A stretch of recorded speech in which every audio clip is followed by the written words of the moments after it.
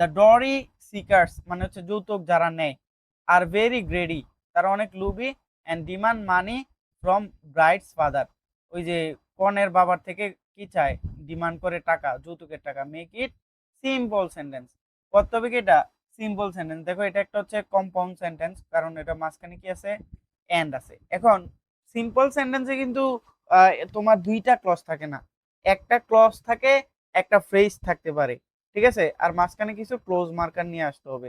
তো এখন যে সেন্টেন্স, কিছু সেন্টেন্স আছে আমরা ক্লোজ মার্কার ছাড়াও করে ফেলতে পারি। যাই হোক, দেখো এটা কোন নিয়মে করবো, the dowry seekers are very greedy. আমরা জানি সিম্পল করার সময় যখন আমরা সিম্পল করি, বাক্যের মধ্যে যদি am is are was were থাকে, তাহলে আমরা এগুলোর পরিবর্তে বিং লিখতে হয়। যেহেতু এখানে আর আছে, আমরা এখানে লিখে দিব হচ্ছে বিং, তারপর বাক্য অংশ লিখবো being very greedy, being very very greedy, ঠিক আছে। তাহলে এটা হচ্ছে আমাদের একটা ফ্রেজ, বিং ভেরি গ্রেডি। তারপরে দেখো কারা গ্রেডি বলতো, গ্রেডি হচ্ছে যারা যৌতুক দেয়। তো এটা হচ্ছে আমাদের পরে সেন্টেন্সের subject, the dowry seekers, the dowry seekers demand money from bride's father. তাই ডিমান্ড কিন্তু আমাদের ভার্ব ছিল, ঠিক আছে। আর এখানে বাকি অংশটা লিখে দিছি। যখন আমরা একটা ফ্রেজ লিখে ফেলবো বিং ভেরি গ্রেডি, কমা, তারপরে লাগবে আরেকটা সেন্টেন্স।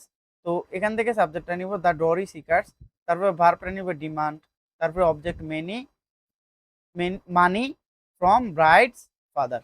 দেখো এখানে এটা এমনি লেখা আছে, being very greedy, the dowry seekers demand money from bride's father. He got closer to the animal and pressed the shutter button with the boyish grin in the face. Make it simple. আচ্ছা, এটা কত হবে simple. এটা হচ্ছে একটা compound sentence. এটা একটা কি সেন্টেন্স, কম্পাউন্ড সেন্টেন্স। তো কম্পাউন্ড সেন্টেন্স যদি এন্ড থাকে এবং এটা যদি বলে আমাদেরকে সিম্পল করো, তো সিম্পল করার জন্য আমরা কি করব, দেখো এখানে একটা ক্লজ বানাইতে হবে। কারণ হচ্ছে আমরা সিম্পল সেন্টেন্সে একটা ক্লজ থাকতে হবে, একটা ফ্রেজ থাকতে হবে। তো ফ্রেজ মূলত হচ্ছে আমরা পরের অংশটার এই সেন্টেন্স বানাই ফেলি, আর আগের অংশটাকে আমরা ফ্রেজ গঠন করি। তো ফ্রেজ গঠন করতে হলে দেখো এই অংশটাকে, এন্ডের আগের অংশটাকে ফ্রেজ গঠন করতে হবে, আর পরের অংশটা সেন্টেন্সের কোনো পরিবর্তন হয় না। তো দেখো ফ্রেজ গঠন করতে হলে যে ভার্বটা থাকবে, ফ্রেজের মধ্যে তো কোনো সাবজেক্ট থাকে না, ভার্ব থাকে না। তো সাবজেক্টটা অটোমেটিক্যালি এখান থেকে বাদ। দেখো এখানে গডটা হচ্ছে ভার্ব, তো ভার্বও কিন্তু ফ্রেজের মধ্যে থাকে না। তো এইটাকে কি করব আমরা, ভার্বের সাথে আইএনজি যোগ করে দেবো, তাহলে কিন্তু ভার্বের প্রেজেন্ট ফর্মের সাথে আইএনজি করতে হবে। তাহলে গেটিং, গেট থেকে গটের প্রেজেন্ট ফর্ম কি গেট, তাই না। তাহলে getting closer to the animal, এই যে দেখো এখানে getting closer to the animal, তারপরে যেমনি আছে এমনি লিখে দিব। এখানে সাবজেক্টটা কিন্তু হি, এখানে এই এন্ডের পরে যদি সাবজেক্ট, আগে সাবজেক্ট এবং পরে সাবজেক্ট একই হয়, তখন কিন্তু লিখতে হয় না, কিন্তু এটা কম্পাউন্ড সেন্টেন্সের বেলা হয়। এখন তো করতেছি আমরা সিম্পল, এখনো সাবজেক্ট নাই। যে getting closer to the animal, and তো কাটাই যাবে, এখানে একটা কমা দিতে হবে, তারপরে সাবজেক্টটা নিয়ে যেতে হবে হি, তারপর লিখে দিবে pressed the shutter button with a boyish grin in the face.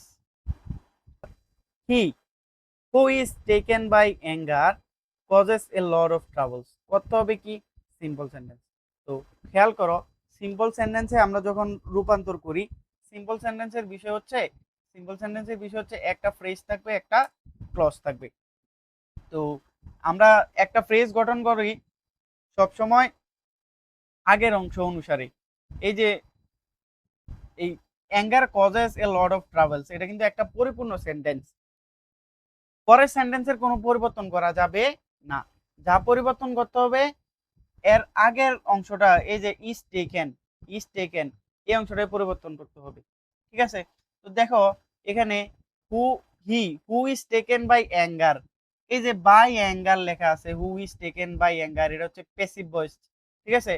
একটু আগে আমরা যেটা করছিলাম সেটা হচ্ছে গেটিং ক্লোজার, এই যে এখানে দেখো ডি নাম্বারটা, হি গট, গট থেকে কি করছি, গেটিং ভার্বের সাথে আইএনজি করছি, কারণ এটা সিম্পল সেন্টেন্স, এরা জাস্ট, এটা ছিল হচ্ছে আমাদের অ্যাক্টিভ ভয়েস অথবা হচ্ছে অ্যাসার্টিভ, হ্যাঁ, প্যাসিভ ভয়েসে ছিল না। কিন্তু এখন দেখো এই বাক্যটা হচ্ছে প্যাসিভ ভয়েসে, he who is taken by anger, হ্যাঁ এটা প্যাসিভ ভয়েস আছে, এই কারণে আমরা এখন আর ভার্বের সাথে আইএনজি করতে পারবো না, ভার্ব 3 থেকেই শুরু করতে হবে। তাহলে টেকেন বাই অ্যাঙ্গার, এই যে টেকেন বাই অ্যাঙ্গার, এই কারণে কমা দিলাম, আমরা একটা ফ্রেজ বানাইলাম, তারপর একটা সেন্টেন্স বানাইতে হবে। তো সেন্টেন্সের তো সাবজেক্ট নিয়ে যেতে হবে, এখান থেকে হিটাকে সাবজেক্ট নিতে হবে। তাহলে হি কজেস, হি এই যে এখানে হি অর্থাৎ হি অথবা এ পার্সন যেটা নাও, causes a lot of troubles, causes a lot of troubles। দেখো বাংলাদেশ এক্সপোর্ট করে কি টি, চা, and earns a lot of foreign exchange, অনেক ফরেন মানি উপার্জন করে। করতে হবে সিম্পল। আমরা কি বলছিলাম, সিম্পল মানে হচ্ছে একটা ফ্রেজ থাকতে হবে, একটা ক্লজ থাকতে হবে। ক্লজ আমরা পরের সেন্টেন্সটাকে ক্লজ বানাবো, আর আগের অংশটার কি করবো, একটা ফ্রেজ বানাবো। দেখো এক্সপোর্ট হচ্ছে ভার্ব, তো আমরা যখন ভার্ব পাবো তখন আমরা কি করব, আমরা একটু আগে দেখছিলাম হচ্ছে ভার্বের সাথে আমরা কি করি, এই আইএনজি করে ফেলি। তো আমরা এভাবেও লিখতে পারি, কিন্তু এভাবে দেখো exporting tea, exporting tea, Bangladesh earns a lot of foreign exchange, এভাবে লিখতে পারি। কি বলছে, এ ম্যান একজন মানুষ, who leads an idle life brings misery for his life, করতে হবে কি সিম্পল। দেখো আগেই বলছি সিম্পল করতে হলে আমাদের একটা বানাইতে হবে ফ্রেজ, আর কমার পর অংশটা বানাইতে হবে ক্লজ। তো আগের অংশটা যদি ফ্রেজ বানাই, হ্যাঁ যদি প্যাসিভ ভয়েস থাকতো তাইলে আমরা ভার্ব 3 থেকে শুরু করতাম, যেহেতু এখানে প্যাসিভ ভয়েস না, দেখো বাই কোনো কিছুই নাই, তার মানে হচ্ছে অ্যাক্টিভ ভয়েস। তো এখানে ভার্বটা কি লিড, তো লিডের সাথে আইএনজি করে দিব, এই যে দেখো লিডিং অ্যান আইডেল লাইফ, বাকি অংশ লিডিং অ্যান আইডেল লাইফ।